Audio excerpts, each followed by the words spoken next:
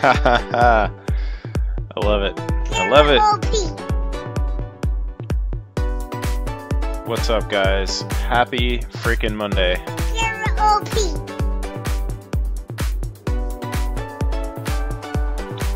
Do you ever have those Mondays where you wake up and you think it's Sunday? I mean, like, literally think it's Sunday? And you're asking your wife, like, why she's up so early? It's Sunday, go back to bed? Yeah, that was me.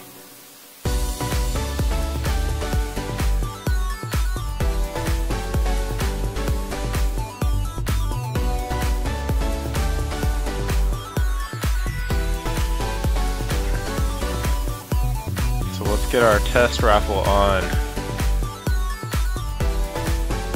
And then we'll kick off. We're gonna kick off some more of the temp raffles. The 7-day grind slot, Kiraz Zero Crash.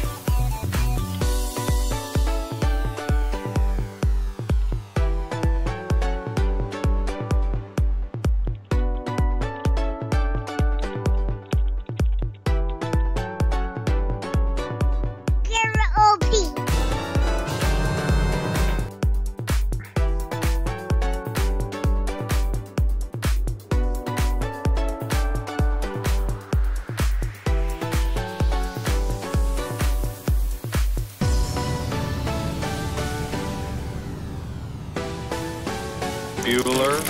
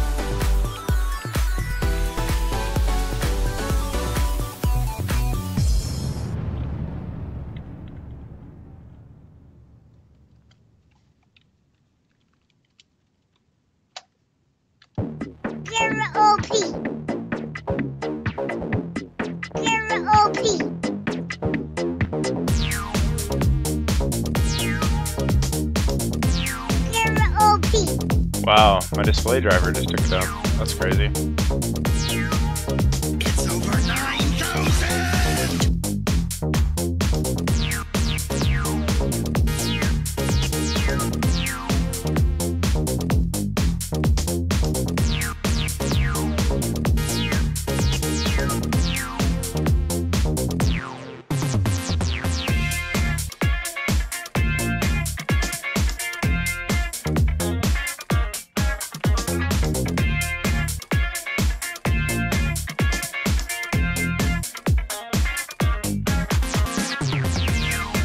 So after this test raffle, get your raffle dialed in, guys, because after this test raffle, I'm going to kick off a bunch of 7-day Kira and Zero ads.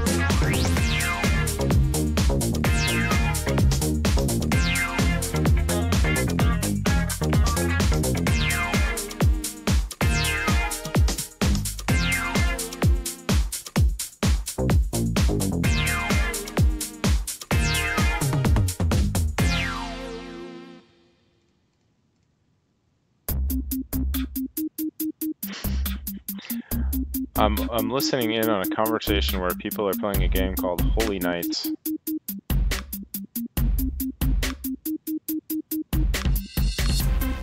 Looks ridiculous.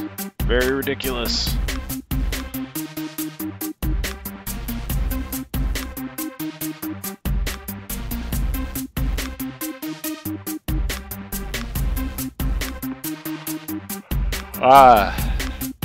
Clash Royale. My bad.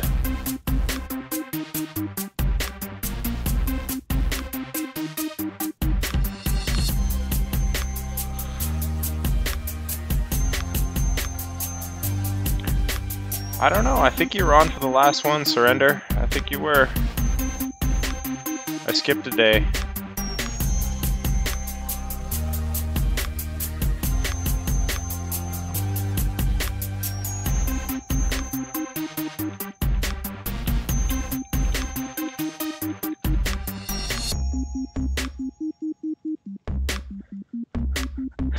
Mr. Goat Walker.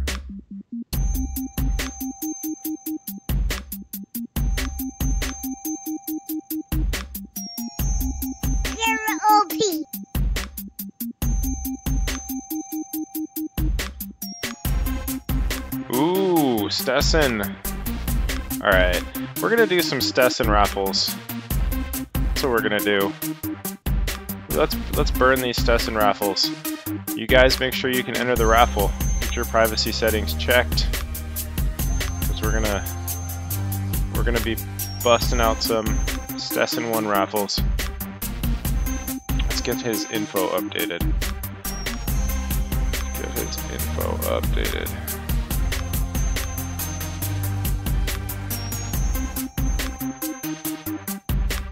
Stetson, the last time we raffled you, you were level 312. Let's see what we got. 323. Got some big gains here.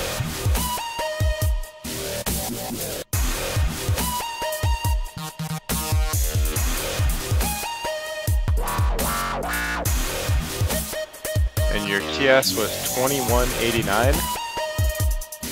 2209 now.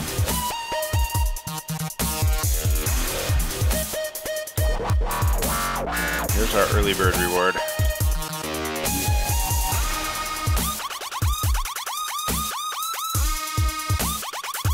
Early birds.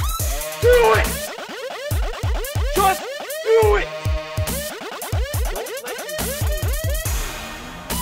Yesterday, you said tomorrow. So just do it! Make your dreams come true! Just do it!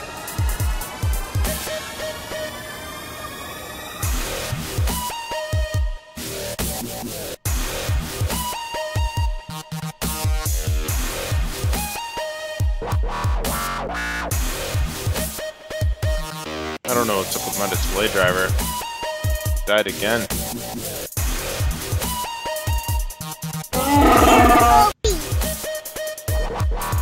I think I need to turn off Arrow.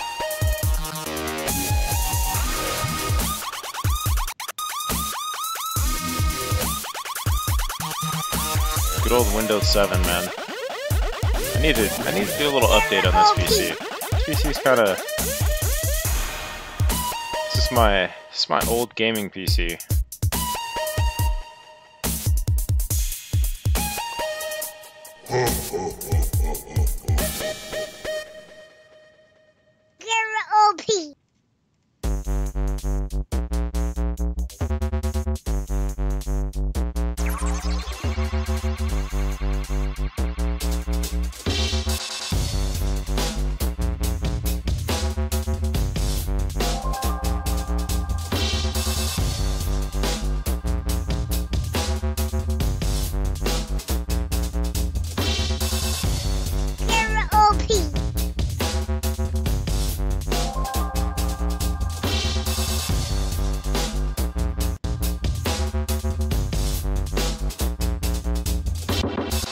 Got 1 minute left in our test raffle.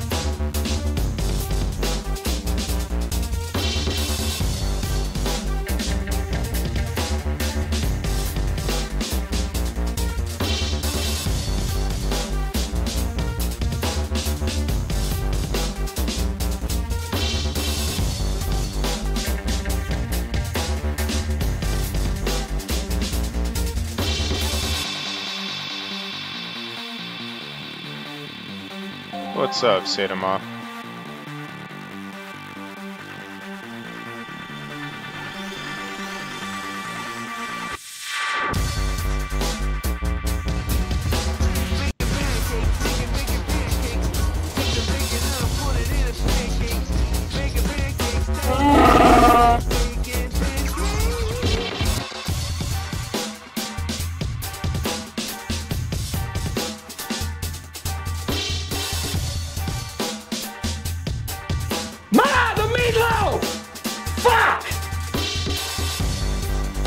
What's up, Wooks?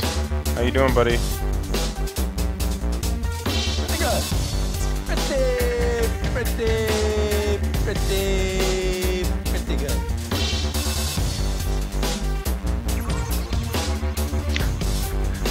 I did take a day off yesterday. Bueller Sarge. Alright. Bueller. Won a shiny, fuzzy LOL cat.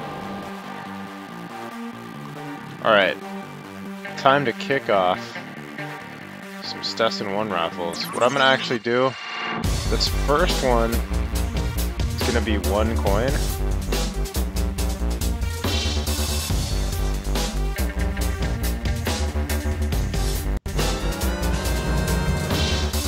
Cause I'm gonna go spam.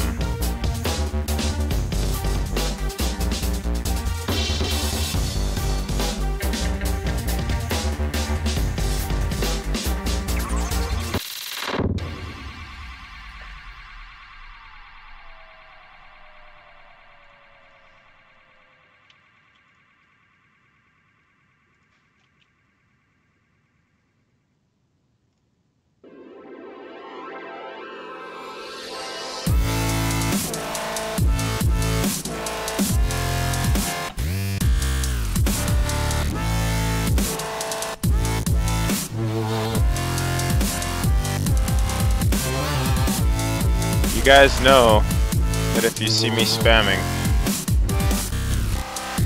it's a 1 coin raffle.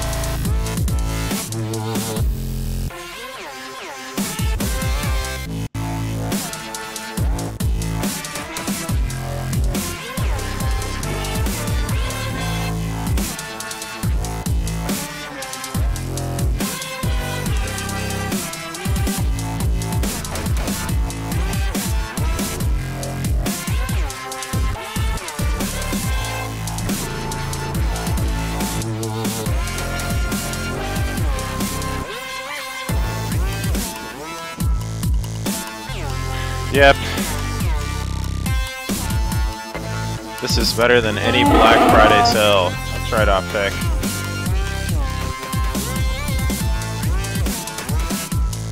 You would think they would give us a non-squishy fusion to do with Mimsy. It's cool to have it in your list though. Oh, and grats on your +5 Wallcom, Wookie. It's really good.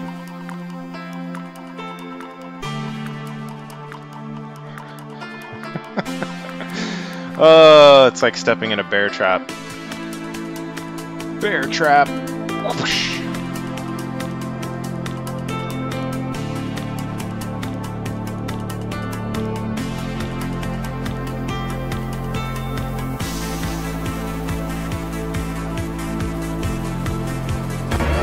It's a trap!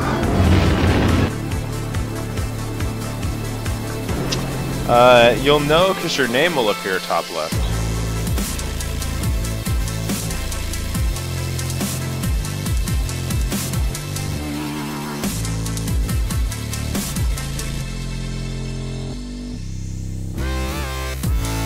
What's up, newbie?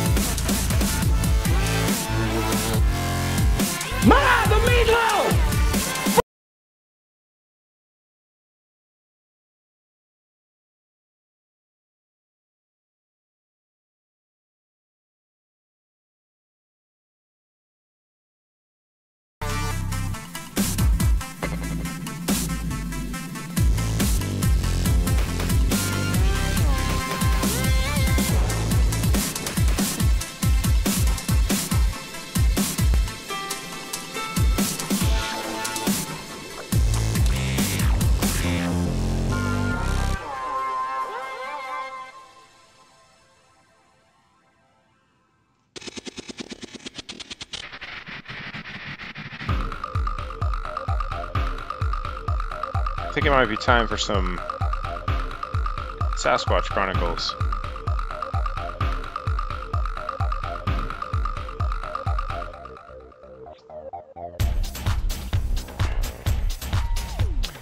Oh, no worries, Stetson. I'll DM you all the winners tonight. A few legs, newbie. Nothing too good. A few legs, 2-3 feet, something like that.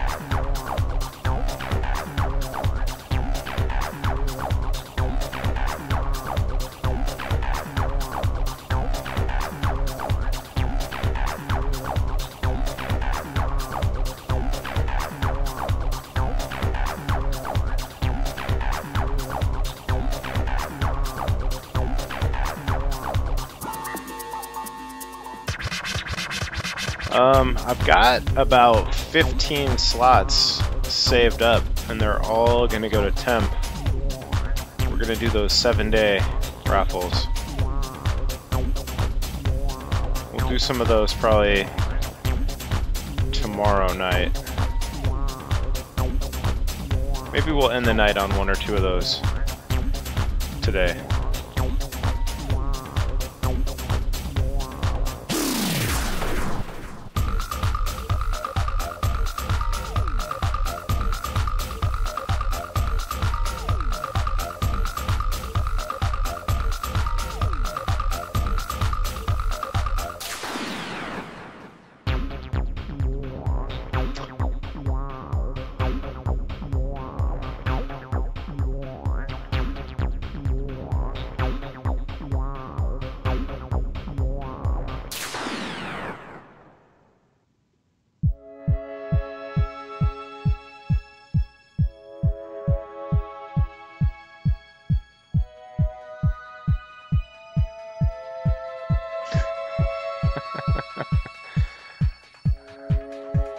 Dude, we're attracting new kind of bots.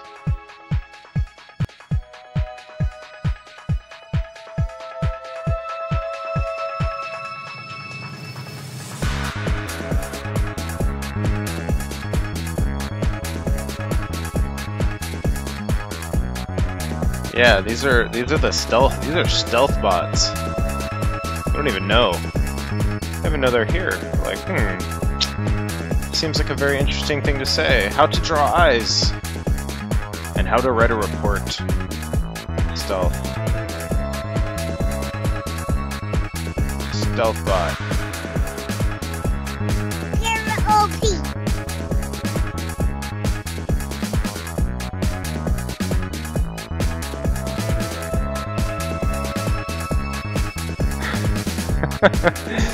They're like, how to write report. That's my kind of bot. It's exactly the bot I need.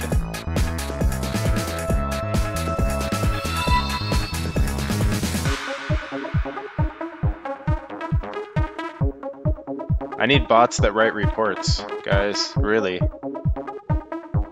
The other stuff they're selling is a lot easier to get.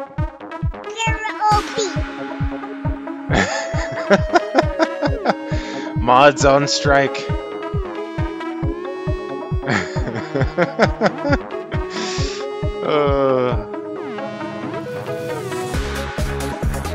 Mods on strike.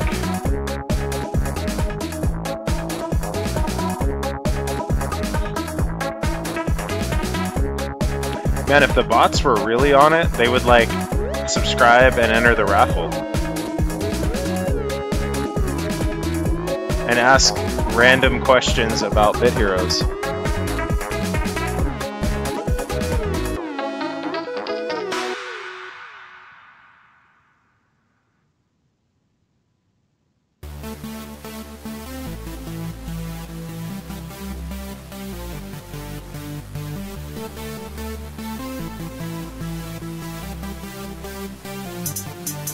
We'll do the next few raffles as 1 coin because we used the public chat channels, and I want to give new subscribers a chance to join in the raffles.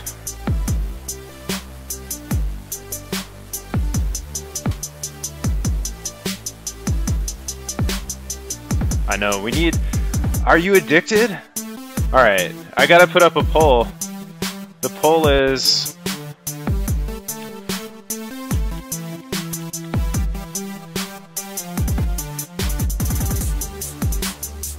Are you addicted to Sasquatch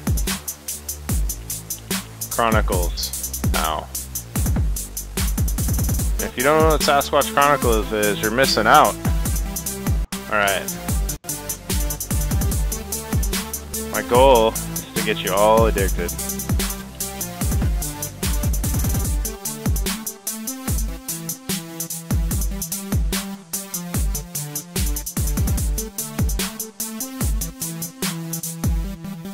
I figure the more people I can get addicted to that show, the better. Bueller. Mike. Bueller. Mike is the winner. We just need to, we just need you to reply with your IGN, Mike.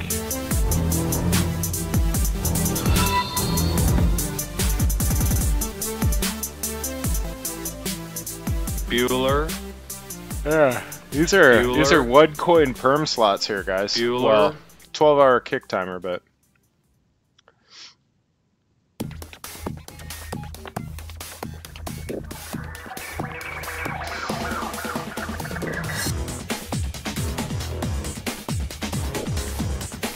awesome, man! Congratulations.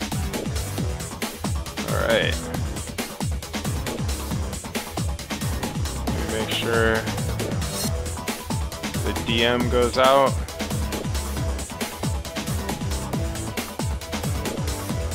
And we'll start up the next raffle.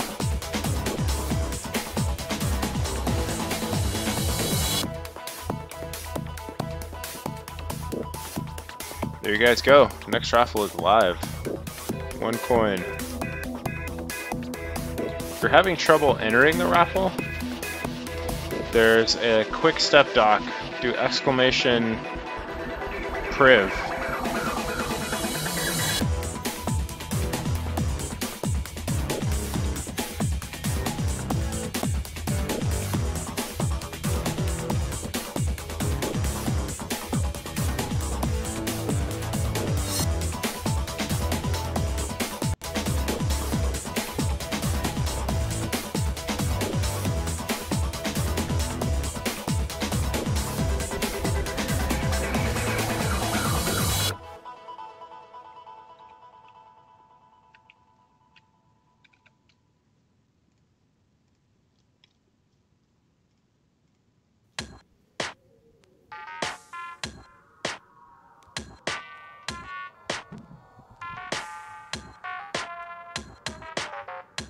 Yeah, you can go AFK. You just need to be here when the raffle ends. You have, on a 10-minute raffle, you have 1 minute to reply with your IGN.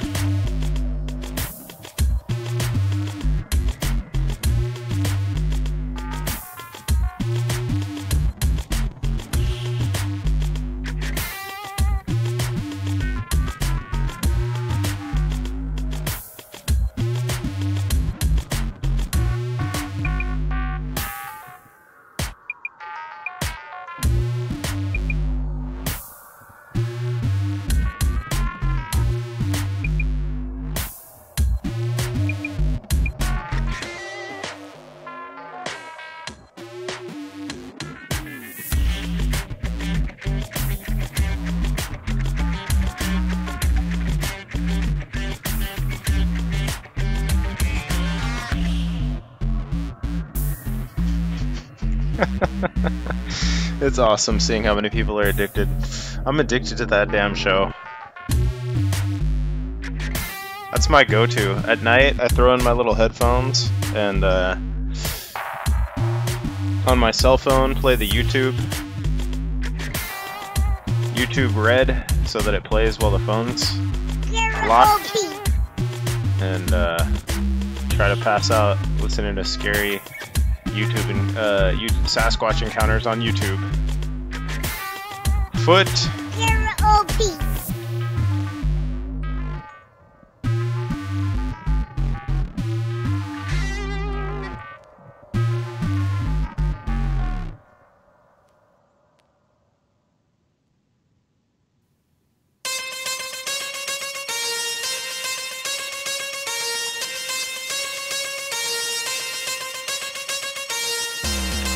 too many, newbie. I don't even count anymore.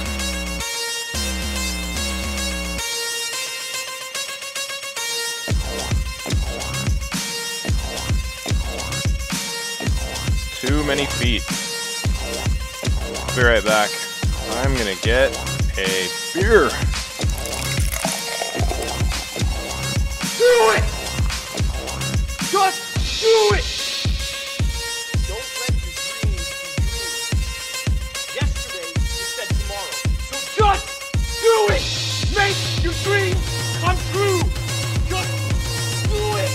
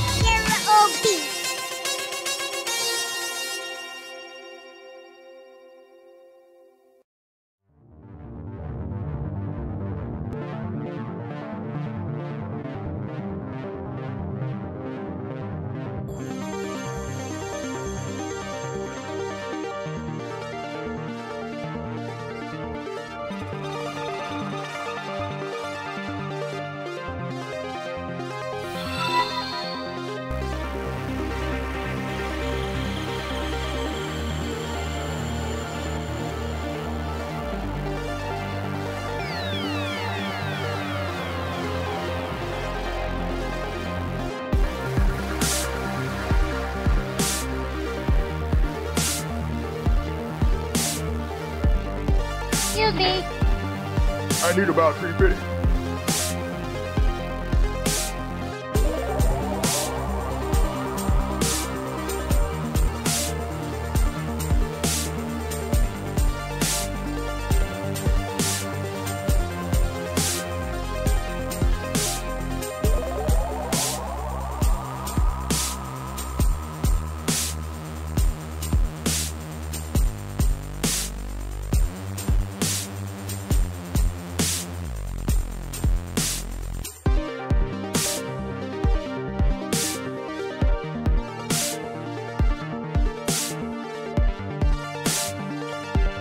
Just realized I was on mute.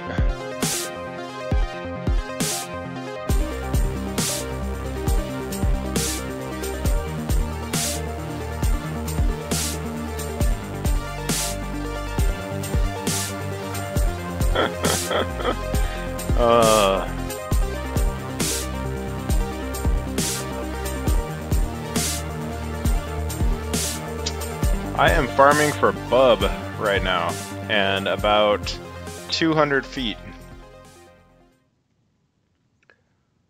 Pretty epic. The beer is really good. It's the little drought keg from Heineken. It's a good little keg.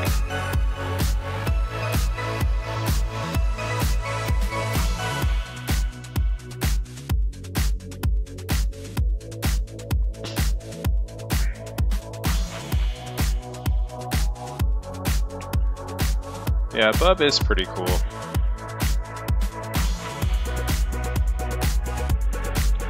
So in this sheet that I'm going to link here in a second, at the bottom of the sheet is the fams that I'm after that need feet. Wallcom, a +5 Wallcom, and a +5 meaty. That's what I want. You have 20 seconds to comply.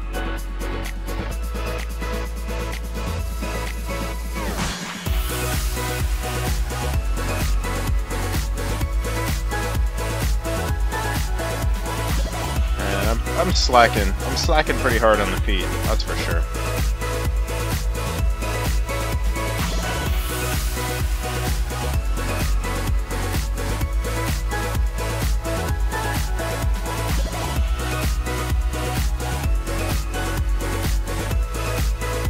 I don't know, guys. I think the option 2 still took option 1 still took a ton of votes.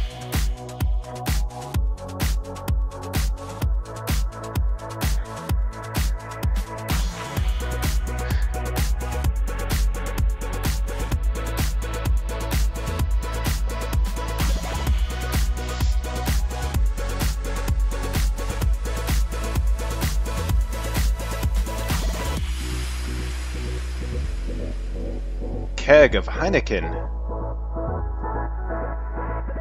Sasquatch Chronicles, Selby. Alright, that's it. That's it. That's it! We gotta find one from down under.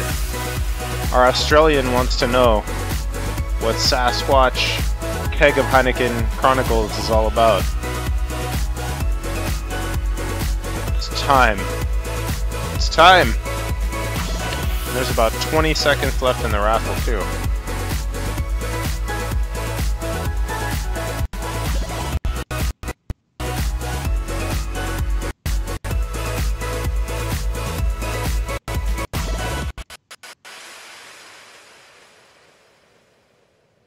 Okay. Let me see. Bueller. Bueller. Oh. Bueller. Reply with your IGN, buddy.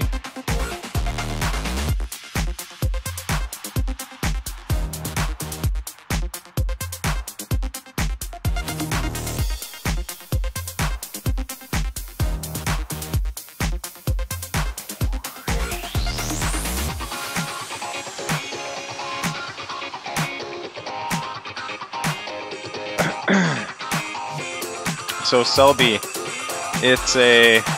Alright, I'm gonna start the 1 minute timer right now. We gave him a little grace period too.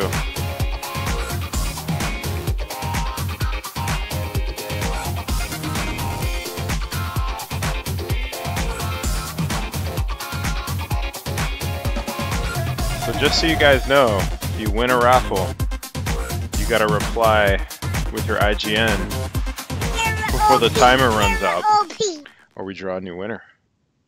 It's only fair. It's a double game. Not only do you have to win, but you gotta claim. Hey, thanks, Chaos. Yeah, working hard, man.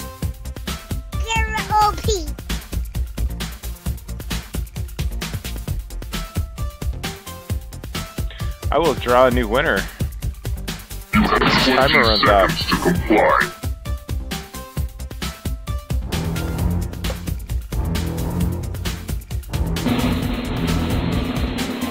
Okay. Ready? New winner. Here we come. Bueller. Bueller. Bueller.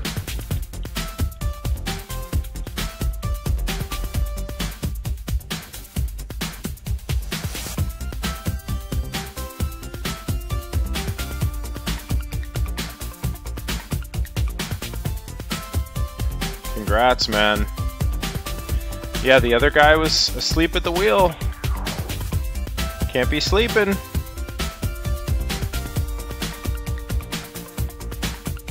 Congrats, Insona. We're gonna start up another raffle.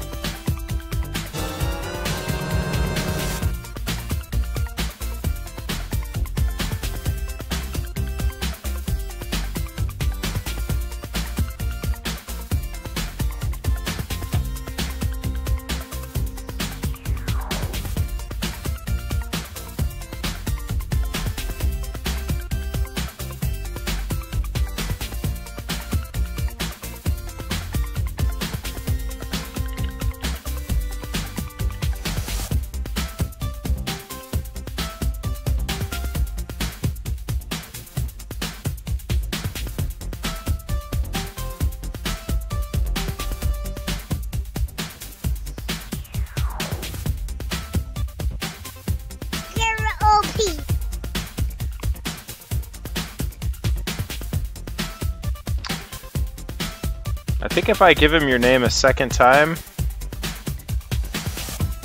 he'll just remove you.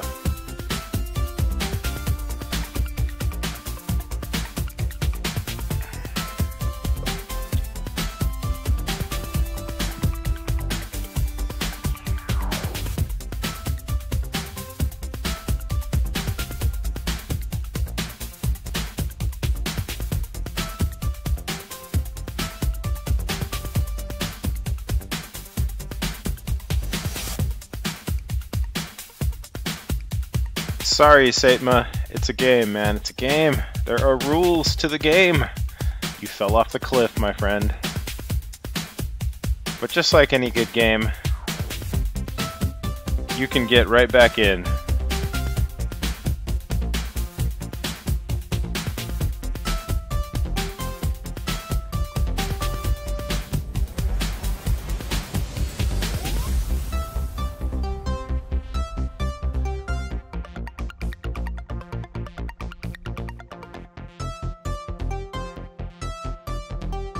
Right now, I am farming feet and bub.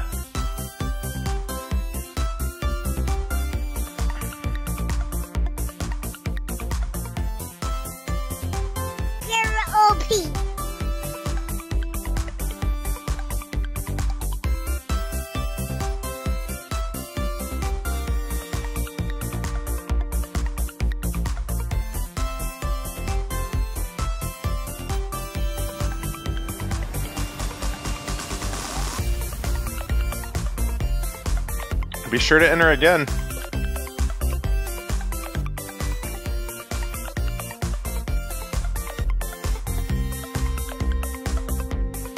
I need to update that. It's actually 2% absorb.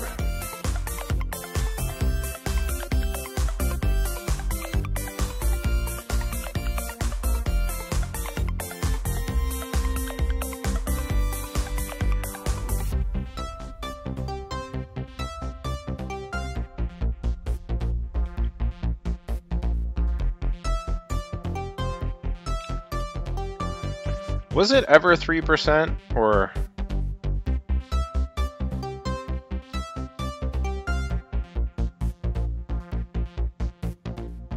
Yeah, you know what? It's time to get rid of this YouTube music, and it's time to turn on some Sasquatch Chronicles. Are you guys ready?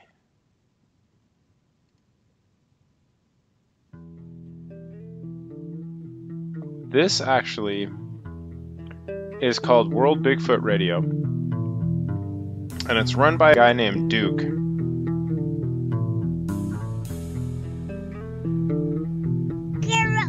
And Duke is this is the video we're listening to, if you guys want. He's the guy that we all liked that was talking on that one video that night. And anyway, he runs his own Sasquatch channel. This particular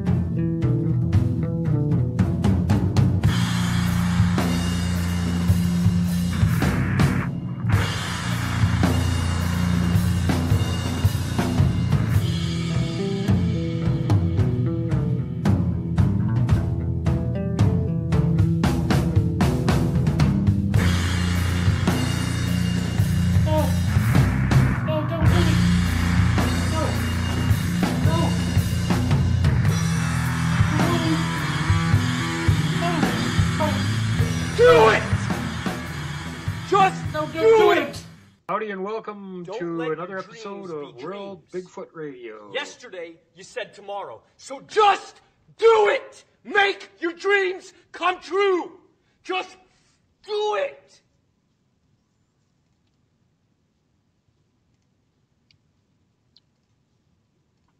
I'd like to say that it is my ultimate pleasure to have today's guest with me for episode number 12. This will be part one because he's got a bunch of stuff to talk about, and it's going to take more than one episode. So this will be 12A here, and I'm very pleased that I've actually got somebody else that's survived an encounter with a Type 4 and is willing to come forward and talk about it. And so at this time, I'd like to welcome to World Bigfoot Radio, Mr. Lynn Poole. Welcome aboard, Lynn. Hey, Duke, how's it going today? Oh, man, I'm hoping that it's going to work this time. As you well know, we've been having all kinds of technical problems here trying to record this, and I think we maybe got it this time, so let's keep our fingers crossed. And, you know, I got to tell you, folks, we already tried to record everything, both episodes, basically, both parts A and B, and the recorder crashed right at the very end of it and didn't save anything. So we're sort of doing it over again, and we're going to do it in two parts just to be on the safe side. So this is part A here, and we're specifically talking tonight about the early part of Lynn's experiences with Bigfoot and his life in general, and his first and second encounters, both of which happened down in the far, far south mountain country of Tennessee. And so you want to fill us in a little bit about your background, what the area around where you lived was like, Lynn? Okay, now I was born in a small town in Tennessee. Oh my God, this and, audio. When I was growing up, it was a town of about 500 people. It's much larger now. One of my cousins made it big in country music, and there was a whole bunch of people moved there to be where he's from. He gets me. But we had a very large farm, and I spent my summers working on the farm there. I lived there till I was about 10, and then my dad moved us up to Indianapolis when he went to work at Allison. But I still went back and spent summers down with my grandparents there at the farm. And, you know, we had cows and a couple of mules and some horses, and raised tobacco and corn and alfalfa hay. And, of course, the vegetables and stuff, and had apple trees and pear trees and peach trees and all kinds of good stuff like that.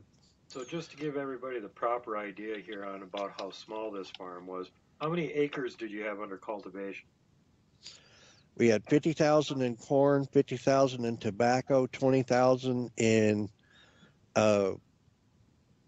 alfalfa hay, and then there was 16,040 acres that the houses and our garden, as Granddaddy called it, was on. And okay, so just to give everybody the right idea here, we're talking about huge area, and you had a couple other neighbors that had similarly giant farms, right? Yep. There was 3 major families in the town, and that was us, the Pools, the Freemans, and the Moneys. And the Freemans actually had 2 farms. It's like the original Freemans kids took and bought another farm, and all of them were in excess of like 150,000 acres. Wow. And the Freemans grew strawberries, and the Moneys grew watermelon. Well, it sounds like you just had all kinds of stuff available for local critters to go poach off of those giant acres of land and eat if they wanted to. I don't remember much about animals really bothering the farm, you know, the vegetables much. Well, with that much, you could have herds of deer munching on them. You'd never even Bueller. Yeah. Bueller. But it's like Tim. The small part of the garden that was behind Granddaddy's house. Of course, he got mad because I was the yo-yo that could feed the deer out of his hand, and see, he got mad at me for that. But they'd eat apples and stuff out of my hand, and of course we let them have the apples and stuff that fell on the ground. But I don't ever remember them getting in the gardens, getting any. I can't take this sound, man. It's driving me crazy. Or anything like that. Yeah, they were probably over in the cornfield all the time. Why waste your time with that? This sound's driving me crazy, guys. I can't take it. You got one audio in one ear, other audio in the other ear. It's crazy.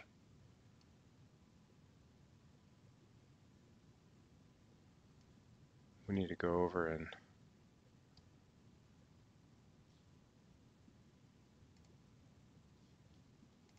find us our Sasquatch Chronicles for real leg drop.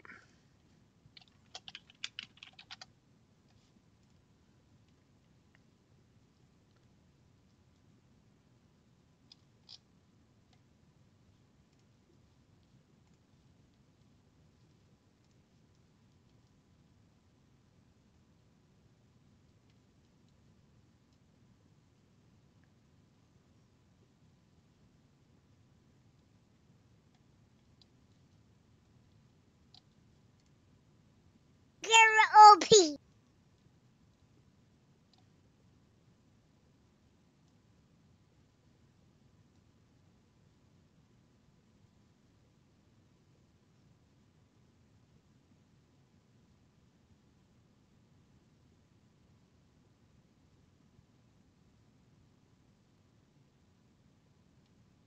Here we go. Ma, the meatloaf! Fuck! I couldn't believe what my... Okay, here's the intro.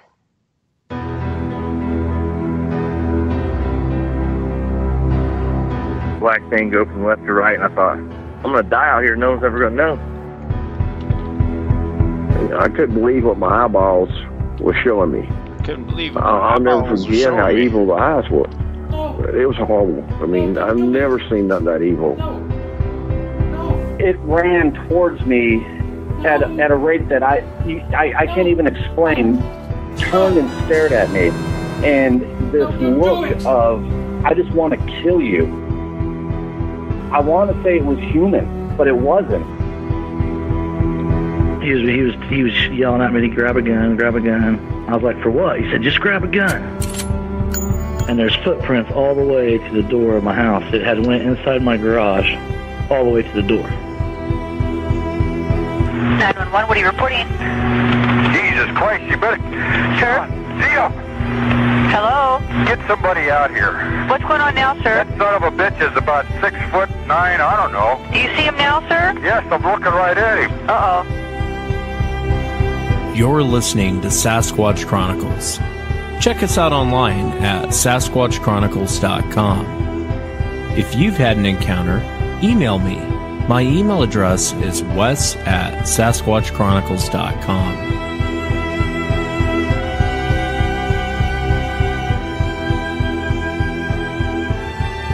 Welcome to the show, everyone. Thanks for being here tonight. So nice to be here with you members tonight, listening to the show. I hope you guys enjoyed my last show with Ron Moorhead and Scott Nelson. I really enjoyed talking to those guys and playing some sounds for you. I hope you guys enjoyed it as much as I did. And thank you again for being here tonight. One of my guests tonight, Aaron, he's actually from Colorado. And he was out fly fishing. And he ran into one of these creatures. First he smelled it, kind of got away from the area because the smell was so bad. And then he saw the creature step out from behind the boulders. Very, very fascinating stuff. I'll also be talking to Johnny. And Johnny's from the East Coast. And Johnny had an encounter when he was a little kid. One of these creatures actually walked up to the window. And I'll have to ask Johnny about it. But I want to say the window was like 7 feet off the ground or 8 feet off the ground. And this thing was looking at him. Fascinating stuff. Johnny actually sat down with a good friend of his, and his dad had served for most of his life in the military. He was in the Vietnam, he was in Korea, and he was actually there when, after Mount St. Helens blew up, he was up there with the cleanup, and he shared with Johnny a very, very interesting story about these creatures. So you'll definitely want to stay tuned for that. If you've had an encounter and you'd like to be on the show, shoot me an email. My email address is wes@SasquatchChronicles.com. Let's jump into it tonight. Aaron, welcome to the show. Thanks for coming on. Yeah, no problem. Yeah, I appreciate you being here. And I know your encounter took place in Colorado, correct? Yeah. Would you kind of start from the beginning and tell us what you were doing and just kind of walk us into the encounter if you would? Yeah. Well, I've always grown up out in being outdoors, hiking, camping, hunting, fishing, everything like that. And it was back in 2006 is when this happened. And me and a buddy decided to, it was a last minute decision, and we decided to take a do a hike up around the Gunnison Valley area. Now, the Gunnison Valley area it's a really deep valley, and there's a lot of it's pretty thick wilderness in some parts, and then it's a lot of pretty rocky terrain in other parts. But this particular area was in along pretty close to the river and the lakes towards the bottom. So there's a lot of big rocks around there and stuff like that. And so we take off last minute, and we leave real early, definitely before sunup. We drive up there. We get up there, and we grab a bite to eat, and everything's normal, just like how we've hiked a million different times. And so we get up there, and we find a place to park, and we decide that we want to try to go in as far as we can and just kind of make a whole day out of it. Well, when we get there, we park and we start eating and enjoy our breakfast, and we get our gear together. We both had fly rods. We wanted to, if we found a good spot to fish up there, we decided that, we would get our rods out and go at it for a little bit. So when we finally start hiking, we go a pretty ways in. I can't exactly remember exactly how far we were in, but I know it was a ways. Bueller? It was a Bueller? good 4 or 5 hours of hiking that we had done already by then. And there was no more. We were already on one trail going in, and there was no more shoot-offs of other trails from this one particular trail that we were on. I was moving pretty slow because I had an ankle injury, so I felt okay to hike, but I was still moving pretty slow and not my usual speed, I guess. So we finally get up to towards way in on this trail, and I can't remember the name of it, but this is around the Black Canyon area, and the Gunnison River runs into they call it Crystal Reservoir up there. That's where we decided that we wanted to kind of rest and start fishing for a little bit. Well, my buddy starts to fish on one side, and I tell him that I'm going to go around to the other side so we can have plenty of space, because I don't know if you're familiar with fly fishing, but you kind of got to have your own space and spread out a little bit. So I go to the other side, and around this lake in this one part is huge boulders. They're all, the smallest ones are size of Volkswagens, and then all the way up to bigger than homes. They're huge, but they're all around this one side of the lake that I was going to. And so I'm crawling over the rocks and, getting over them and going over and jumping down. And I finally make my way to the other side. Where I was going, there's this little part of a stream that runs off into the lake. And I figured that would be where the best fishing was. Well, it's also pretty muddy kind of right there also with all the rocks where there wasn't any. But I finally get out and get all my stuff ready and get a fly tied on and get my gear set up. And right as I do that, it's like as soon as I got ready and as soon as I walk over there, this smell of I've listened to your show and I've heard people describe it a million different ways, but they're all have one thing in common to how terrible this smell is. It's awful. And it's like, rotting flesh with it kind of had an ammonia type smell to it.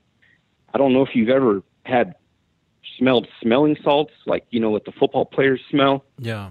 When they kind of get knocked out. Well, it didn't really smell like that, but it had the same effect almost in your nose. It was just like, it curled your nose hairs. It was that bad. It was tense. It was like a wall of this smell.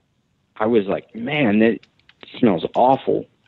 So I kind of just toughed through it. I figured it would, whatever it was would, maybe the wind would kind of blow it away a little bit. And I start fishing, and I still kept smelling it, and I couldn't take it no more. So I kind of start moving, and keep fishing as much as I can, but it seems like the more the intense the smell got, the more it felt like I was being watched, and there was nobody around there. No one. We hadn't seen anybody except when we first started in on the hike. But up at this particular spot, there was nobody. There was no sounds, no campers. There's not even any place to camp up there.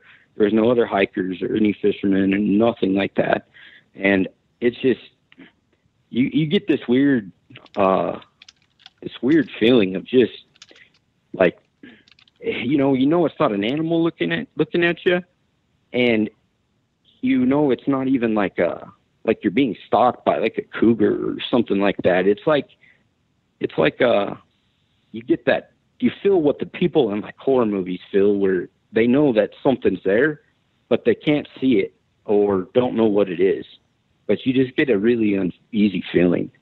And so every time I go, usually anywhere, especially out camping or hunting or fishing, I always carry with me.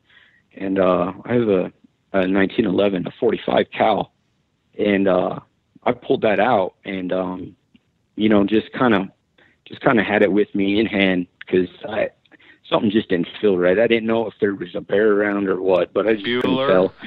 And that smell was too intense. So at the time, I thought I have a fly fishing backpack, and I thought that maybe somehow some stink bait or something from another fishing trip had somehow got in my backpack and spilled or something, and because it smelled awful, like you have a can of worms out for catfishing and they sit in the sun all day and they're just rotting.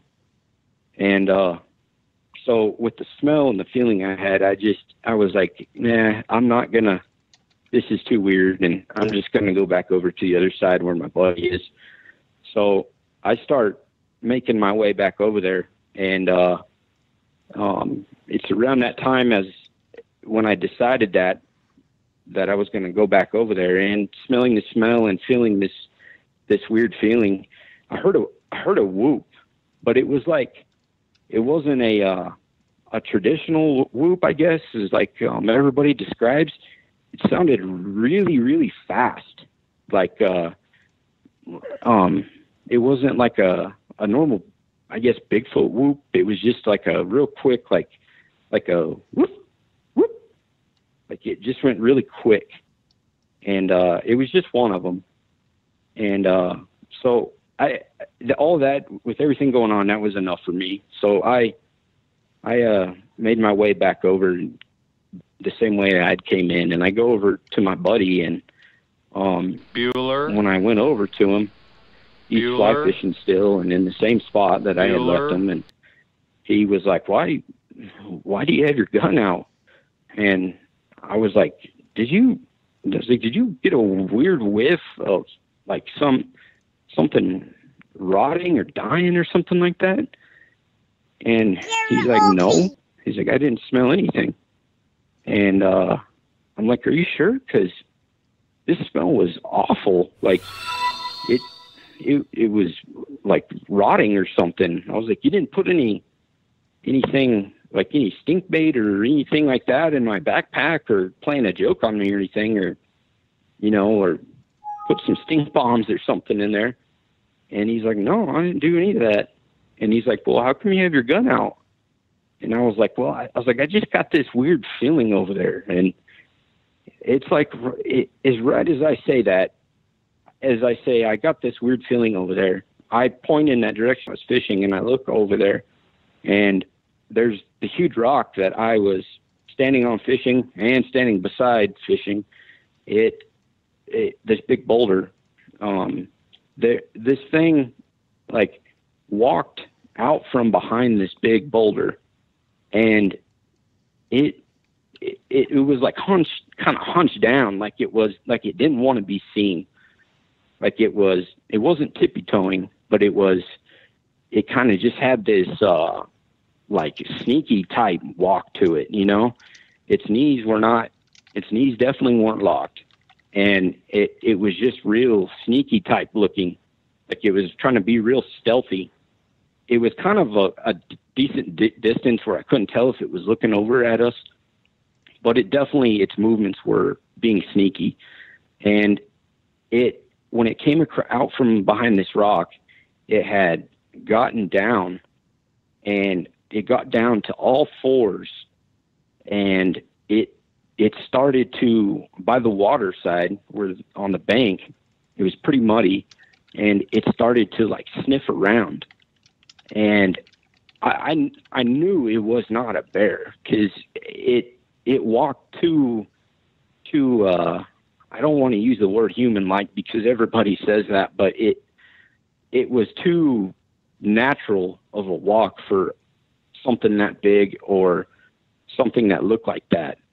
But it got down to all fours, like quick, really quick, and it started going back and forth and up and down and like sniffing around. And then it smelled something in one spot, and then kind of like made like a sneezing type head twist. You know, I don't know if you've ever seen a dog that it gets a sneeze and it just kind of, twists its head real quick. Yeah. And it had like the same thing, and it was like focused on one spot. And I mean, my jaw is down to the ground. I can't believe what I'm looking at. It's just like, you're kind of questioning, like, you want to rub your eyes and like, what the hell is that? This is not right. And I look at my buddy, and he's not saying anything. He's just, with this blank stare and like pale white, and his fly line is still out in the water. He's not even paying attention to it. And as we see this thing, it's still sniffing around, and it, as quick as it pretty much came out from behind the rock, it went back behind the rock again, but it crawled back there on all fours. And it really wasn't even a crawl. It was like it was just as comfortable on all fours as it was its two legs as it came out. And it went behind this rock, and we couldn't see anything, or didn't see it or anything anymore, or hear anything. And I knew it was pretty muddy over there, and I sure as hell wasn't going to go back over there, even with the gun, and look for tracks or anything like that, or investigate, because of course, yeah, this thing, it wasn't one of these like monstrous ones that people talk about, but I know it wasn't. It was big enough to not be, I guess, a juvenile, in my opinion. I mean, it quickly crawled around. It just seemed like every one of its movements, crawling, smelling, coming out from behind the rock, everything it did was like so natural for it. And like it was totally a master of what he did and had a purpose. And it just was all so fluent for it, whatever it was. And it just really natural type motions. But me and my buddy, we just decided, we're not going to stick around. We hiked back out of there. The hike going out, it was pretty nerve wracking. Nothing happened on the way out. Thank God. But cause I hear some of these stories of, people being escorted out and, being followed the whole way back. And at the time when we were hiking out, I didn't know about that, but luckily nothing happened as we were hiking back out. And, we made it out of there pretty quick. Despite having a bum ankle, that's for sure. We were not going to stick around. We definitely didn't want to stay there. I don't blame you for not staying there, and I think it'd be almost kind of ridiculous for you to go look for tracks, especially just seeing this thing come out. How far away from you was that thing? I would say no more than about 150, 175 yards. And let's say the term Bigfoot or Sasquatch doesn't exist. What would you say to someone? I mean, how would you explain to someone what you just saw? I would definitely say, if those terms didn't exist, I would definitely say that it would be more human. But the purpose of it was more human, but the looks of it were definitely more animal-like. It from the distance I was at, I could definitely tell there was, it had a face. That was probably the most scariest thing, is because, it had a face. If you look at a bear and they have like a snout and a pretty round face, and what their face is compared to anything else is pretty distinct. But this thing was like, it had a human face pretty much from what I could tell. I couldn't tell features on the face, but I know it had hands. I could see parts of, what will look like were fingers when it went down on all fours. But I would definitely say it'd be more animal-like, if anything. No, and I understand what you mean. It is very fluid, and it's very deliberate in the way they move and how they move. It does seem like it's with a purpose when you see how they move. What did your buddy say? What was the conversation like after you guys left beyond what the hell was that thing? He didn't, when we hiked out of there, we didn't say more than 2 words to each other. We were like on a mission to get out of there. And it was the same way on the car ride back. And I was pretty persistent, and I wanted to know what he thought, just to clarify that I wasn't seeing things. And he kind of just never wanted to really talk about it. And he didn't, and then it even got to the point where he would like almost deny it, like trying to make it seem like I was the one that only had seen it. But I know he did. When I look over at him, and he's got this look on his face, and he's pale white and just in complete shock and not knowing what he's seeing, it was pretty obvious. But he doesn't really say anything about it, even no matter how much I bring it up or anything like that. Yeah, and I guess I can kind of understand that. I think that's a normal human reaction. People trying to protect themselves, I think, go through that. When you smelled the smell, was it pretty close to where you saw where it came out, or is it in a different area? Yeah, it was like right in the same spot where it had came out. It was like this one particular area, because I didn't smell it going over there.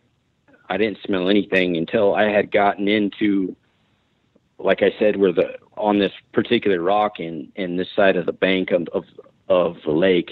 And there was the tree line and stuff was about no more than 30 feet back from this rock.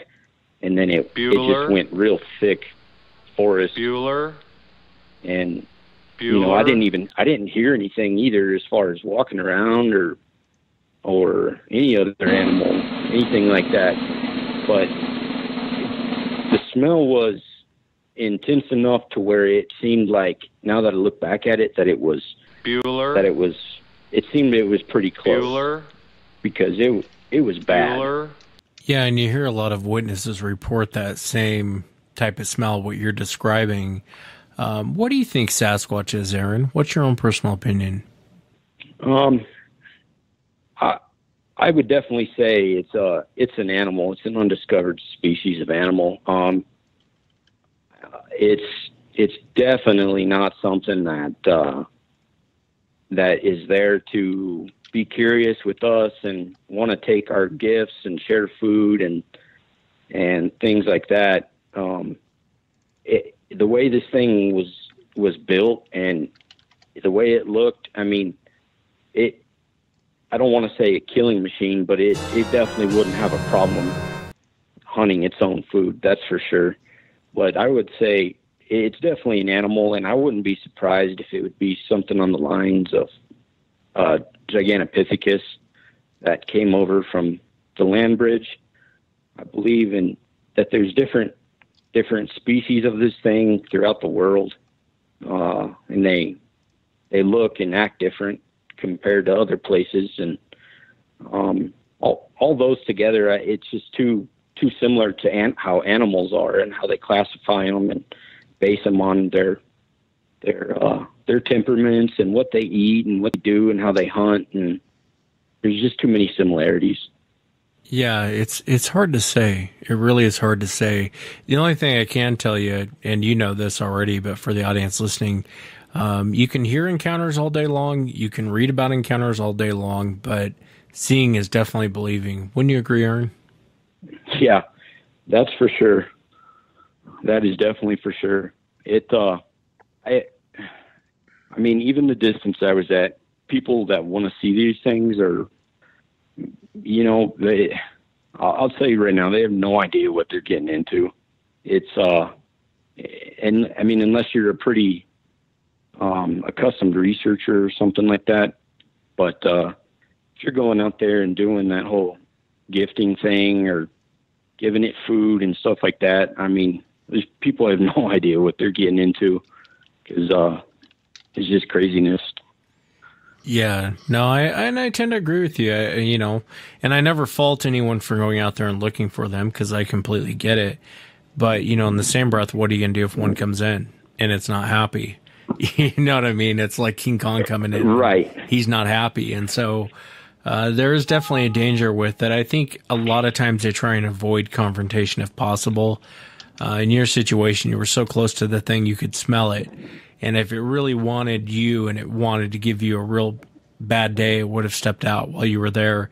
And the fact that it waited till you kind of left. And it makes me wonder, too, because it obviously had to known you guys were downstream watching it. And it almost seemed like it didn't really care. You know, it was going to come out, kind of smell the area, and then go back to what it was doing.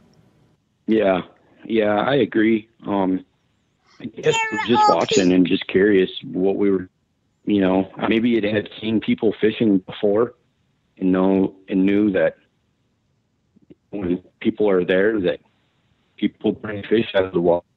Maybe it was try to get a meal or something. I don't know. Yeah, it's hard to say. But I appreciate you coming on and sharing the encounter.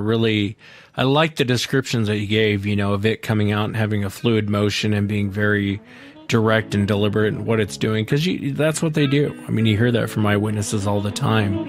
And, you know, I appreciate you coming on, man. Thank you so much for sharing it. Yeah, no problem. I appreciate you letting me come on and share my experience.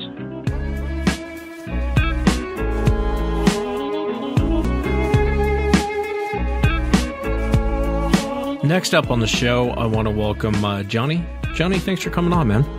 Hey, Wes, thanks for having me. I'm a big fan of your show, and been really into Sasquatch for the, last few years. Again, thanks for having me and listening to my story. Yeah, no, man, I appreciate you being here very much. And I know there's an encounter I want to get into where you were talking to your friend's dad. But before that, your encounter took place in Maine, and it was with a creature that was semi up to the window, came walking up to the window. If you would kind of start from the beginning, kind of tell us what you were doing and just kind of walk us into the encounter. What did you see, Johnny? What did you experience? Sure. Okay, so let me give you a little background. In no way am I a mountain man or a hunter or anything like that. I grew up in the streets of Winthrop, and every year we would, take trips to whether it be Maine or New Hampshire. And it was kind of like a big deal for us, being city kids. And one year back, I want to say it was probably mid 80s, late 80s. I wouldn't say any later than 88. We went up to my father's friend's house in Maine. Now, let me give you a little sample of how the house was set up. You come off of a dirt road, and then basically it was on a lake. It wasn't a big lake. It was small, you could get from A to B in a canoe like it was nothing. But when you got onto the main roads to go down to the house, to the left of you, there was nothing but deep woods. And to the right of you was where all the houses were. So that way you kind of could follow it around in a loop, and that's where all the homes were, on the right side when you pulled in onto this main dirt road. Now, the way the house was set up, it was on a hill, not so much a hill, but a good slope. So you'd pull in your car, and it would be all flat up above, and you'd walk in the front door, and then out the back, the back side of the house would be a porch and pretty much like pillars keeping up the backside of the house. So basically what happened one night, it was very late at night, and it was super hot out. I got up in the middle of the night to go to the bathroom, and I was walking back to the room, and as I'm walking, I caught something out of the corner of my eye in the window. And to me, my first, impression was, oh my God, there's a burglar trying to break into the house, or someone's trying to break into the house. And I couldn't have been any more than 2 to 3 feet away from this window. So being kind of, I was a kid, but I wasn't like a 5-year-old where my imaginations running wild. I was old enough to know that, Santa didn't exist. And what I kind of did, I kind of froze. I got really nervous because here I am, the only one that's up in the house. It's very late at night, and here we are, like face to face with somebody who's going to break in. Well, I tried not to make eye contact, so I was looking at it out of the corner of my right eye. It was the way the house was set up. Then all of a sudden, I started thinking, "What could this be? What could this be? It's a burglar! Oh my God! He sees that I'm there." But then something changed in my head. My father used to have a Halloween display thing. He used to do a haunted house every year. And one of the attractions was he had a gorilla in a old refrigerator box, and he cut it out so they would like a cage, and the kids had to go up and get the candy from the gorilla in the cage. So now I'm thinking, okay, it's my dad or one of his friends playing a joke. So that's when I kind of got the balls to turn around and make eye contact. Well, when I did that, I realized this is no way my dad. This is not any of his friends. And listen, I know the masks, you know what I mean? I used to wear them. I grew up. I didn't have fear like that. My father used to run around with a chainsaw, pretending he was Jason. This, as soon as I made eye contact, there was a fear in me like you read about, because the way the window was, I'm now facing this thing, and I'm about 2 or 3 feet away. And I could tell it was enormous because in the window, you could only see the top of its chest, like up to its clavicle, and you could not see the side, like the rear delts, the side delts. Its shoulders were well beyond the window. The head, no neck, wide nose, basically, looked like a gorilla. I froze stiff, just stiff as a board. My heart's racing now talking about it. Just sheer terror. And then all of a sudden, this thing started moving. Back, not back and forth, but sideways.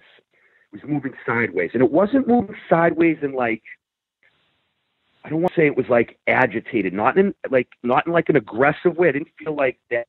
It felt more like, you ever see when you tell a dog to sit and not eat its food, and it's sitting, but it's upper body's moving because it's okay, when can I eat the food? When can I? That's what it kind of reminded me of. And I didn't know if I was the food, but whatever. It was going back and forth, and it kept doing that. And I was staring at this thing and did not move for probably, it seemed like hours, but I know it was only about 2.5 minutes. And finally, I mustered up the, energy to just dart to my bedroom.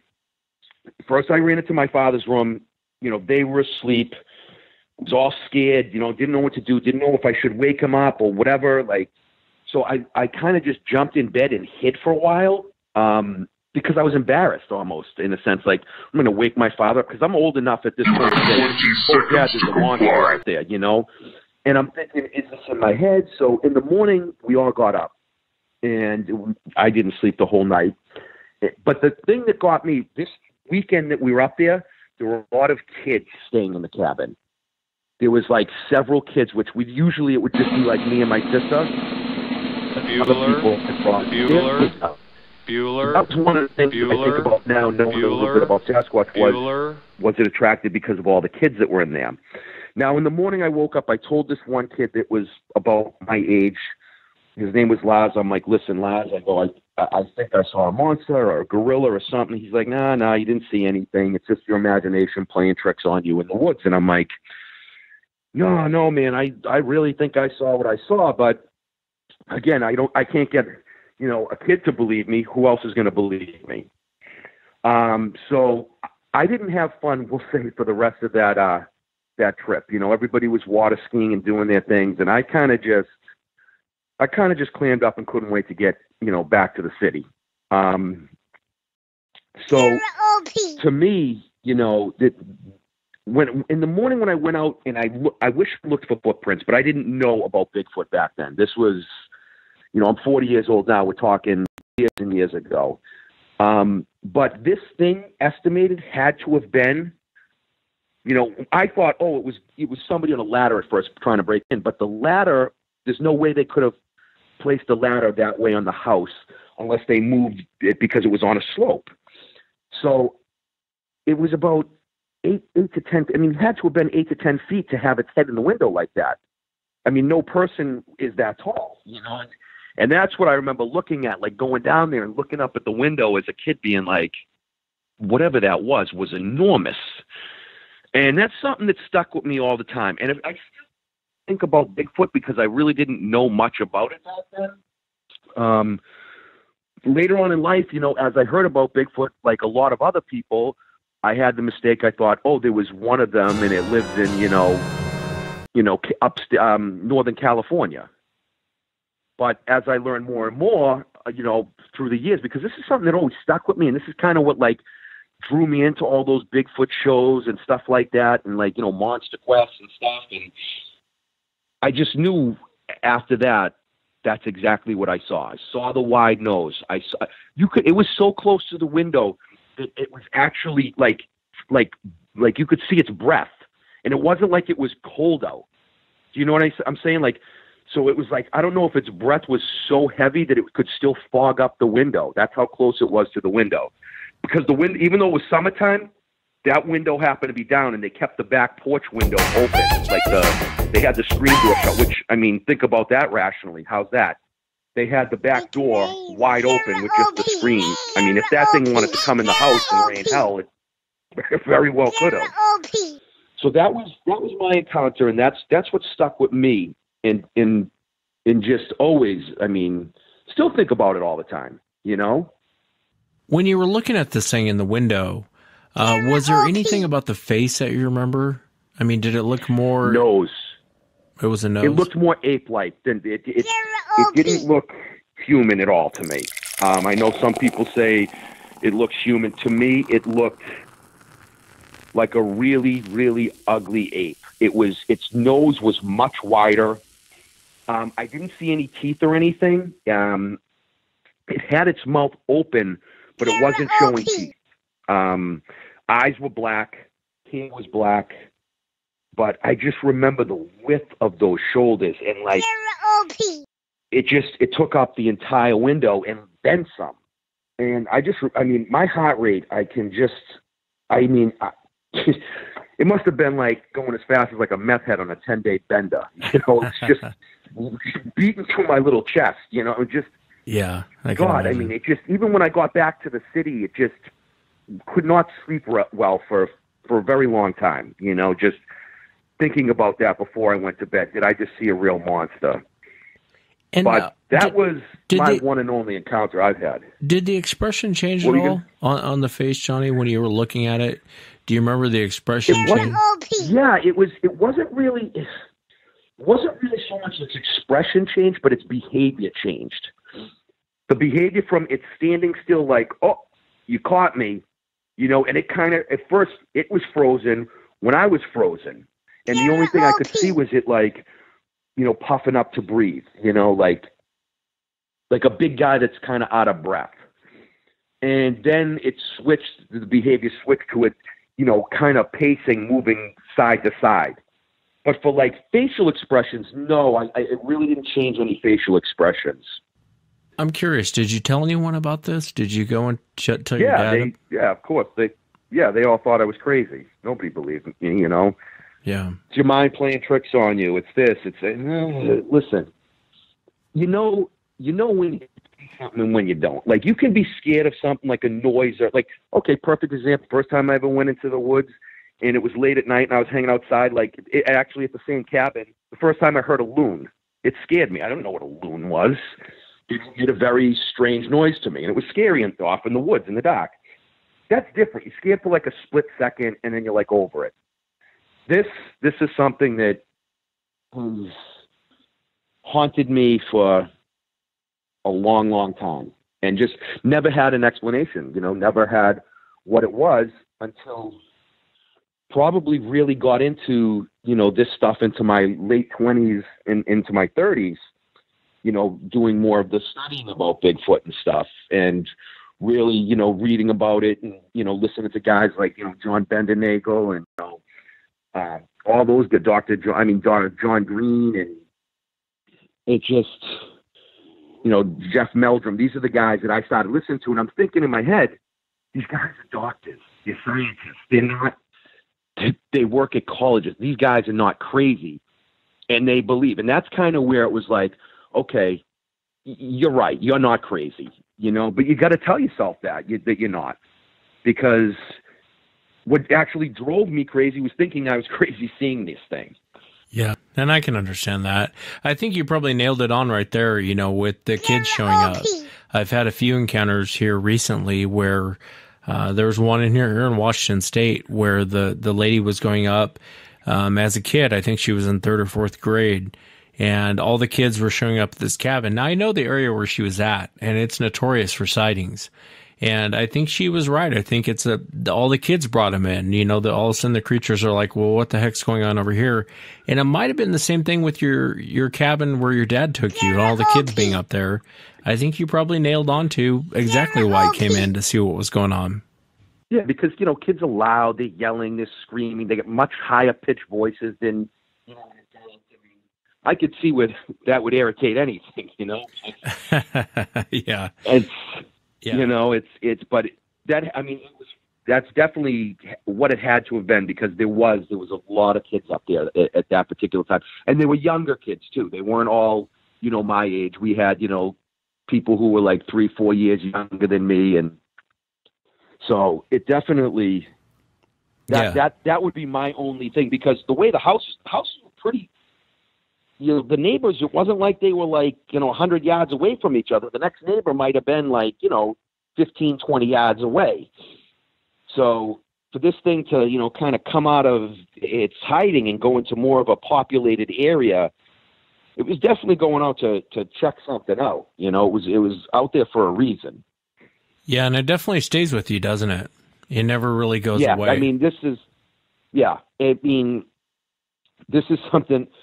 And till this day, I believe so strongly in what I've seen and what I experienced. If I'll go on a date, my first date, I'll ask a girl straight up. I'll say, "Do you believe in Bigfoot?" And they'll say, "Why do you ask that?" I go, "Because you might, if you become my girlfriend, you might have to go into the woods and look for these things for me." And clearly, I'm still single, so I don't know if that's the best question to be asking on a first date, but this is how passionate I've become about this subject.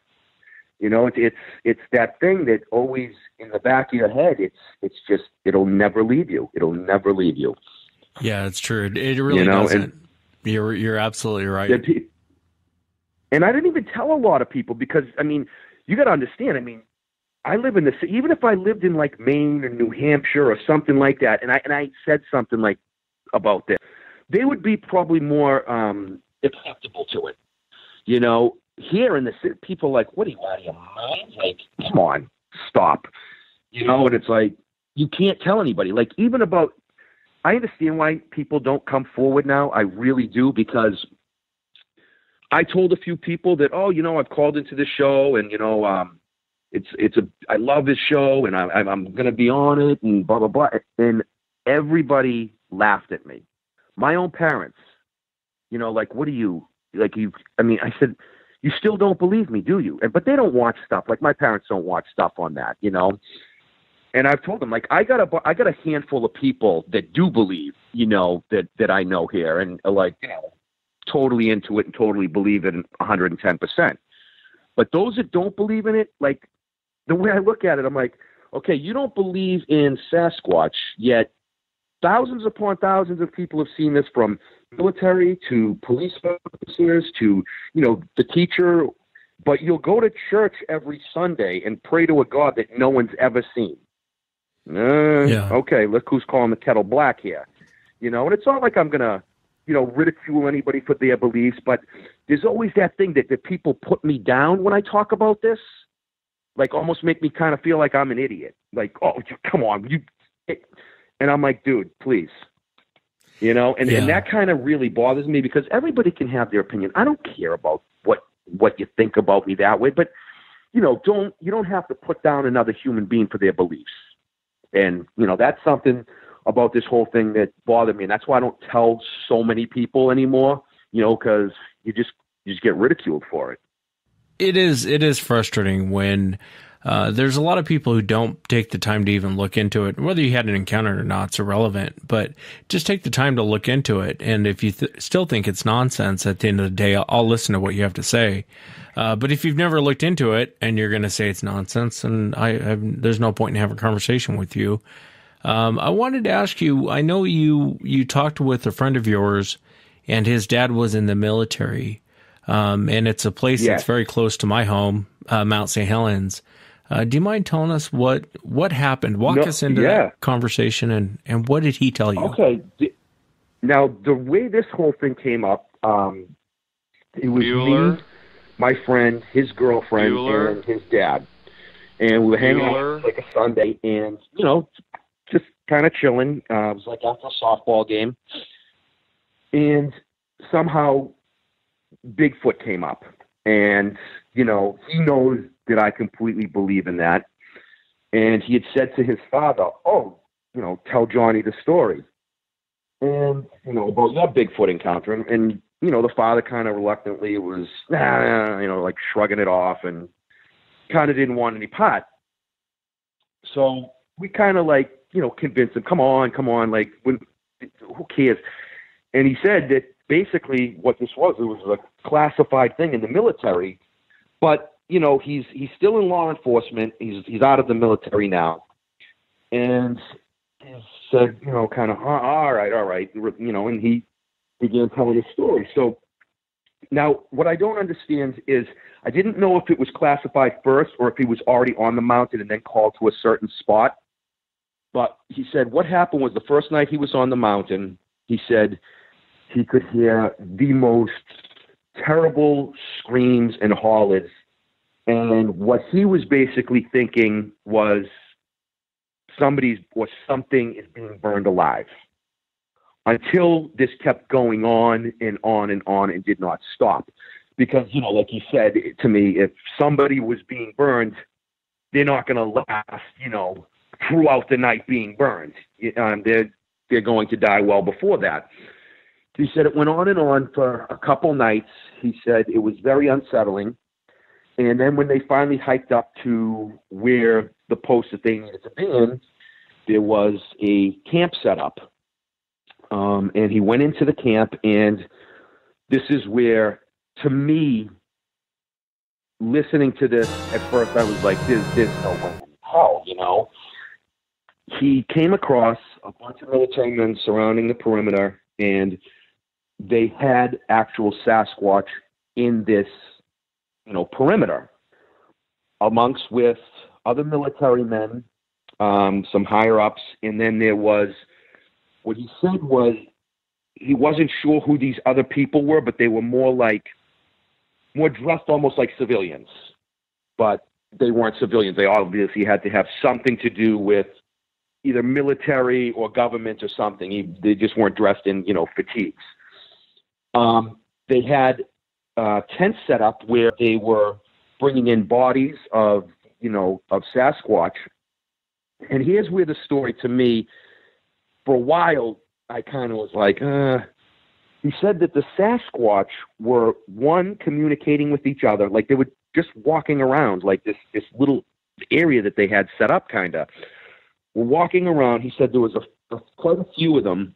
And then there was like a big one that seemed to have been communicating with whoever these other men were up there on the mountain, that weren't dressed in military fatigues. Like, and I'm thinking in my head, oh, yeah. Bigfoot speaks English, you know? And he said, no, that wasn't the case, because he could hear the Bigfoot talking to each other, but he couldn't hear what they were saying to you know, whoever they were talking to. I don't know if it's government, whatever. If it's, you know.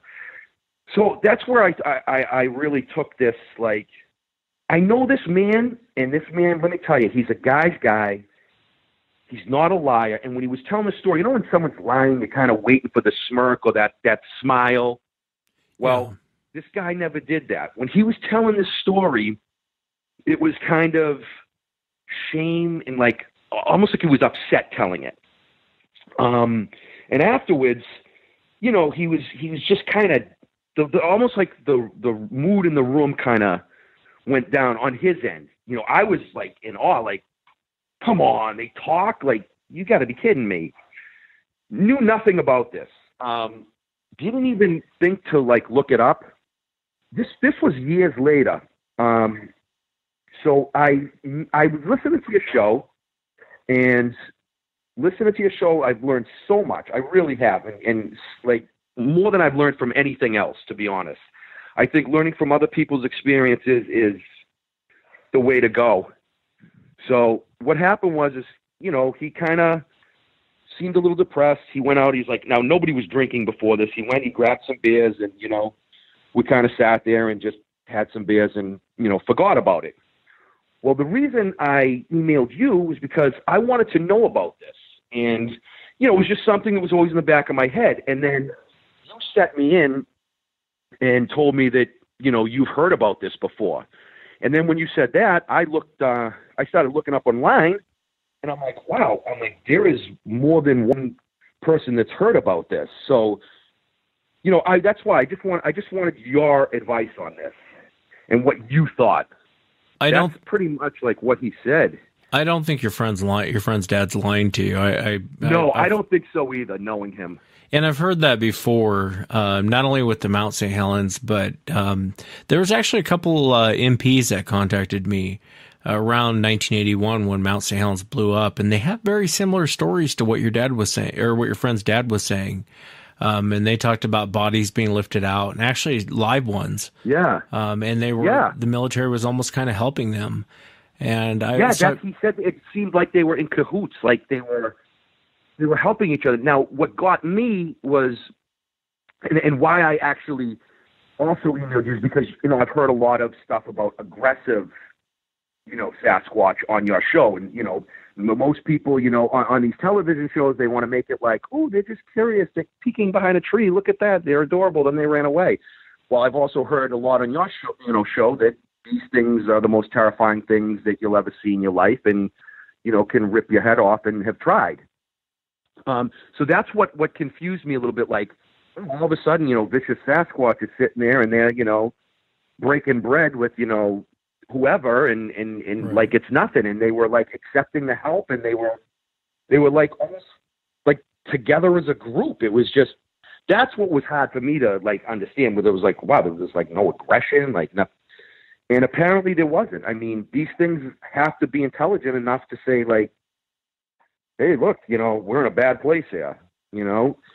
And the way I look at Sasquatch is, and I've learned this also from, you know, a lot to do with your show, is it's like you step into a bar, and when you're in a bar, you're going to get two types of people. You're going to get the curious type that's, you know, has a couple drinks and is like, hey, tell me your story. Like, I want to know about you.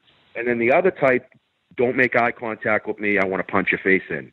You know, so that's kind of how I perceive Bigfoot to be. You know, I think that there's more than one, you know, type, but I think that there's, you know, you have your curious ones, you have your highly intelligent ones, and then you have those ones that, you know, are just vicious killers. It's hard to say. I think a lot of them are vicious killers. If you want my honest opinion, I think probably that's what you're going to run into.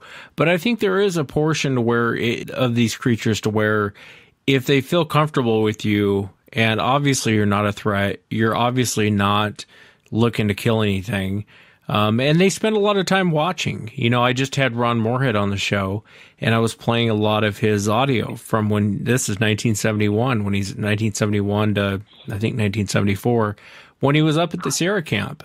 And they never took pop shots at him. They tried to leave food out for him. They tried to record him, not only in audio, but in video. Could never get him on video. But And you almost hear kind of a not necessarily playful, but it doesn't sound quite as threatening when they're interacting with Ron and the other guy that was in the audio that you hear. And so it makes me wonder, I guess, your bar analogy is a good analogy because you're right. There's two types of people. There's Jaws in the club that always wants to fight. And then there's other guys that are just cool. They just want to say, hey, how's it going? Yeah. And I kind of think it's the same thing with these creatures. I think a lot of it depends on how well they've eaten. I think a lot of it depends on the mood that they're in at the time. And, whether they're going to, like the one that came up to your window, it just kind of looked at you, might have swayed from side to side, which is in my opinion, is a nervous behavior. And then it just kind of leaves. It doesn't really bang on the window. It doesn't come banging on the house. It's not throwing anything at If them. this thing wanted to come in, all it had to do is literally take 2 steps to its left, walk up a flight of stairs, and that was it. Yeah. Because the back was open. The back was because obviously it's summertime, so, most of the things were, just screens. Yeah. But that window happened to not be, it was shut, but, yeah, if that thing really wanted to get in there, it wouldn't have had any trouble. Yeah, and I think that's the point. I think a lot of times with them, they might be screwing with you. They might be curious in a lot of situations. In a lot of situations, they might be looking for a quick, easy meal, whether you're easy pickings or not. It's at the end of the day, I still think it's a wild animal. People disagree with me all day long. Even though they do have some human traits, they are very animalistic in their behavior. And, it's like I said, the guys that you see on YouTube that are buddies with grizzly bears, and they'll lay in their lap and pet their head. And you're not going to do that with every grizzly bear, I promise you. If a grizzly bear gets a hold of you, it's going to rip you apart, and so you see that, I would imagine if you had no experience with grizzly bears, had no clue what they were, and you saw that, you'd think, oh, they're all like that, but they're not. They're not even close. And I think Sasquatch should be treated the same way, like a grizzly bear. Your chances of it killing you are 50-50. You know what I mean? And those odds aren't great. Yeah. I mean, I thought I was going to die from a heart attack. Thing is, I had some friends, and we've discussed it, and I used to do bodybuilding and play baseball, and just recently I found out both my shoulders are torn, so I'm out for a long time. And my friend had said, and it's so funny that he said this. He said, Bueller, maybe God's got another plan for you, another road. He goes, what are you passionate about? And it was funny. I go, the other thing I'm really passionate about, bro, is Sasquatch. And I'm not even kidding you. The next day was the day that I emailed you, and you got back to me. And what I was also going to say was, me and my friends, we want to go into the woods. We want to do this. But like I said to them, this isn't as fun as we thought it was going to be. When I started listening to your show, I'm like, this doesn't sound like it might be the best idea. Have a bunch of city kids going to the woods looking for something. I mean, yeah, I got guys that were in the military too. Like my friend Rob was in the Marines. My friend Eric, he's just an Irish guy who likes to drink beers in the woods. But my friend Mike, he's he kind of looks like a Sasquatch, honestly, a juvenile. Congrats, buddy. But we all wanted to go in together. He's a very hairy guy. We all wanted to go in the woods together, and then I told I don't know if they listen to your show, but I said, listen, from what I've heard experience-wise, like I heard the one about the kid that with the AR-15 that going to Rambo style there, and they were going from all different there goes your ad, bro. Areas. So to me, I said, if we do decide to do this, I had emailed a guy from a gun place that he's from New Hampshire, but he owns a gun shop, and I said, and it's funny how the different responses you get from somebody from the city, from the woods. I said, hey, if you were to go hunting in the woods and you needed something to protect you from Sasquatch, what would you go with? Like a 357 Magnum? And I had like a question mark. He wrote, no, I wouldn't go with anything less than a 44 Magnum. He goes, but to be on the safe side, he goes, I would go in there with Smith & Wesson 460 or a 500 mag. And that's what he said. So, the 460 is the way to go. Just say that, like, not like, oh, ha, ha, ha, you're crazy. He He just flat out came out and said, yeah, this is the hand cannon you're going to need if you want to go in there. It sounds like good advice. The This sounds like a 460 man is that the way. has right? probably run Well, across what would one. your advice be? You know, if it's something that, you know, we really, because I know, like, with this whole BFRO and stuff, you need to know people to get in there, and, you know, you need people to vouch for you. I don't know anybody. Like I said, I'm from Winthrop. You know, I live in the city. I'm 2 seconds from Boston. So if it's something I'm passionate about and I want to get into it, like, who would I talk to about that? It's hard to say. I mean, I'll have to take a look at your area and see who's in that area and kind of direct you, because I don't know that area that well. If it was Washington State, Yeah. I could tell you about 5 different places to go, and you probably will have an encounter, whether it be vocal or a sighting. But in Massachusetts, you know, that the East Coast, I don't know. I don't know of too many areas to go up there. You know what I mean? Okay. Well, maybe I can leave my email with you, and if anybody wants to call in on your show or something, Yeah, you know, please you can do. give them my email, and, you know, then we can take it from there or something. Because, you know, I'd obviously like to go in with somebody that, you know, knows exactly what the right moves to do is, and, you know, just No you don't one- want to go because you don't want to throw yourself into a lion den and be like, oh, look, here we are. There's a lion. What do I do now? You know, and you don't want to put yourself in that situation. Yeah, But I you don't want to, you know. I don't know that most people really know what to do in that situation. I think, Yeah, that's true too. Don't get too caught up in some of these expert researchers you see online.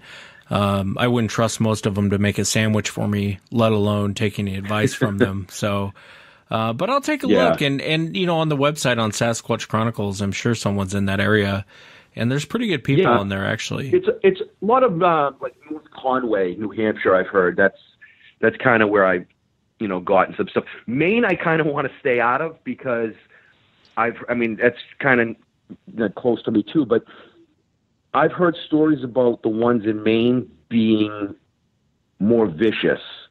And I seen there was this man up in North Conway. He was kind of following around like a family of Hey, good night, Sasquatch, guys. and he was saying that, you know, Appreciate you guys being he was here. there. I'll see you They were guys there. He- real soon. You know, he was talking, if anybody doesn't believe, I'll take you in there. So I'd Good like night, to maybe guys. get in touch with whoever this man was. I can't think of his name, but I know if I Google it, I could find it. I just didn't know how to get in touch with him. He didn't, you know, leave anything. There was like a show on it. You just Google like, you know, New Hampshire Sasquatch. But, you know, it's just, like I said, it's something I wanted to run by you because you have had encounters. You know exactly the woods, and, you know, I'm just city folk. I definitely get it, and I definitely understand. I'll see if I can't find someone for you, Johnny.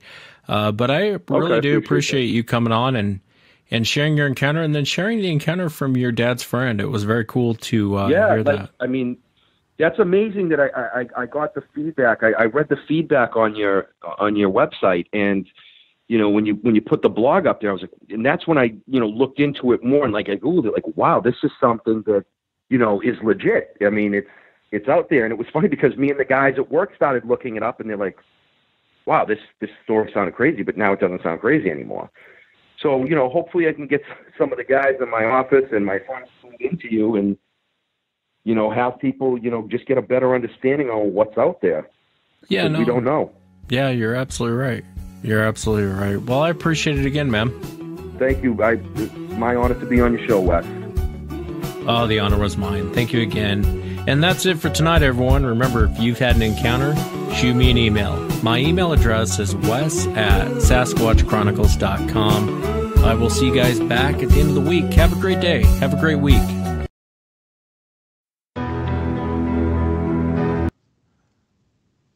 Hey, have a great night, you guys. Appreciate you guys being here. See you soon.